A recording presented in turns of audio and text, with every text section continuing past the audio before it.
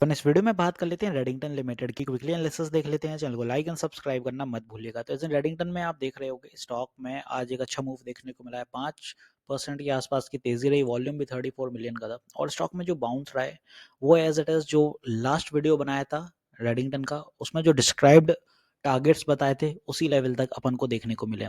वह last video जो बनाया था आप देख सकते हैं लास्ट वीक में एज इट इज थर्सडे के अराउंड था और यहाँ पे स्टॉक में रेजिस्टेंस मैंने कहा था 242 के आसपास देखने को मिलेगी और मैक्सिमम ऊपर के लिए 247 250 के टारगेट हैं, बिकॉज वो साइकोलॉजिकल लेवल है। फाइनली वो देखने को मिला है। रिजल्ट रिसेंटली स्टॉक के रहे हैं बट रिजल्ट भी अच्छे रहे, नो डाउट, और रिजल्ट की वजह से भी स्टॉक में बुलिश था। बट आज क्यों था ये समझ लेते हैं। यहाँ पे अगर आप नोटिस करते हैं तो Redington share price rises 4%, hits all time high. Check reason share. अब जो रीजन आता है उसमें ये हैगा भाई कि the northward march in the share price follows the news that Redington has announced to spend SAR 2 billion Saudi riyals in Saudi Arabia over the next decade. This spending will include state-of-the-art HQ, cutting-edge automated and smart distribution centers, and investment in building talent. Viswanath Palasena, Chief Executive Officer at Redington, said, "We are wholeheartedly committed to Saudi Vision 2030, where technology is a key component of all its three pillars: a vibrant society, a thriving economy, and an ambitious nation."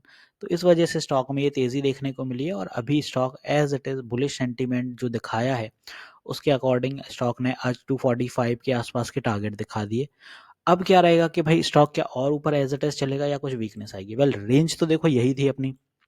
पहले भी जब मैंने इसको time किया था तो कुछ इसी तरह से किया था। ऊपर क्या यहाँ EMA का सपोर्ट लेके बाउंस किया था, फिर उसके बाद EMA ब्रेक हुए तो इसने ट्रेंड लाइन का सपोर्ट लिया था और वापस से सूट हुआ था। सेम एज इट इज ये ट्रेंड लाइन का सपोर्ट लेके जा रहा था।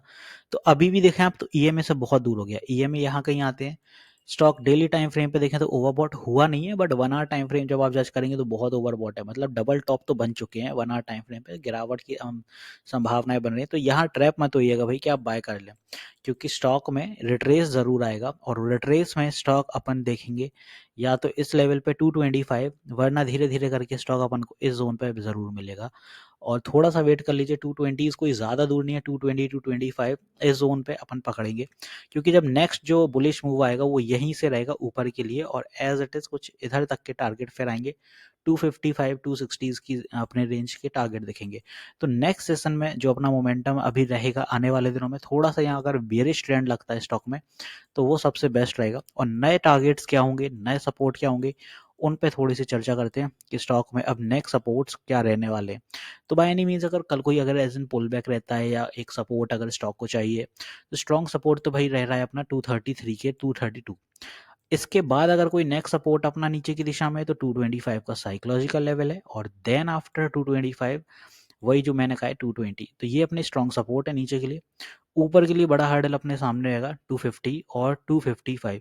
अगर ये सस्टेन कर रहे हैं तभी चल पाएगा और उसके लिए भी सस्टेन करना इतना आसान नहीं है। यहाँ पे स्टॉक को वेट करना पड़ेगा, होल्ड करके रहना पड़ेगा एटलीस्ट 2-3 दिन, तभी वो एक बुलिश सेंटीमेंट दिखा पाएगा। और जिस हिसाब से 1 आवर टाइम फ्रेम ओवरबॉट है तो ज़्यादा स्टेबलाइज रह नहीं पाएगा।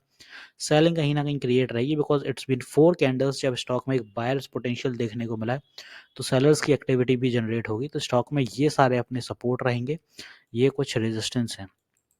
क्योंकि अगर एक बार रिट्रेस करता है तो फिर ये 250 नहीं, फिर ऊपर की दिशा में ये 270 भी चलने के लिए रेडी है। बट अभी थोड़ा सा स्टॉक को एक रिस्की ट्रेंड देखने को मिल सकता है। रिजल्ट मैंने लास्ट वीडियो में भी डिस्कस करे थे, इसमें भी बता देता हूँ। सेल्स इस बार 26,716 CR की रही है, जो कि लास्ट ईयर 23,505 थे, तो सेल्स में अच्छा इजाफा हुआ है।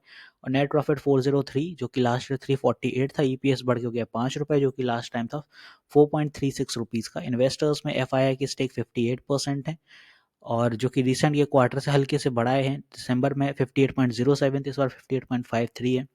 DI के जो स्टेक हैं वो 18% के साथ एज इट इज चल रहे हैं, थोड़े से बढ़े। रिसेंट क्वार्टर 18.08 था। तो आई होप यहाँ पे मैंने रेडिंगटन अच्छे से क्लियर कर दिया क्या मूव बन सकते हैं, कैसा क्या चलता है। हर बार स्टॉक को अपन काफ़ी प्रिसाइजली टाइम कर रहे हैं एज इट इज। अगर उसी अकॉर्डिंग रहता है तो रिट्रेस पर ही देखिएगा, ऊपर के लेवल पे ज़्यादा ट्रैप मत होइए। प्रॉफिट बुकिंग आती है तो आप भी कर लीजिएगा 220 के आसपास, फिर एक्यूमुलेट करेंगे। एक चीज़ और बता दूं, मैं लाइव सेशंस भी लेता हूँ मार्केट आवर में। सुबह 9:30-10 बजे के आसपास लाइव आता हूँ and same as it is शाम 8 बजे भी लाइव आता हूँ। तो आप अपनी क्वेरीज क्लियर कर सकते हैं, लाइव सेशन में इंटरेक्ट कर सकते हैं। यूट्यूब पर स्ट्रीम होता है, फ्री ऑफ कॉस्ट होता है। तो मिलते हैं नेक्स्ट वीडियो में। This is me Shubham Yadav signing off.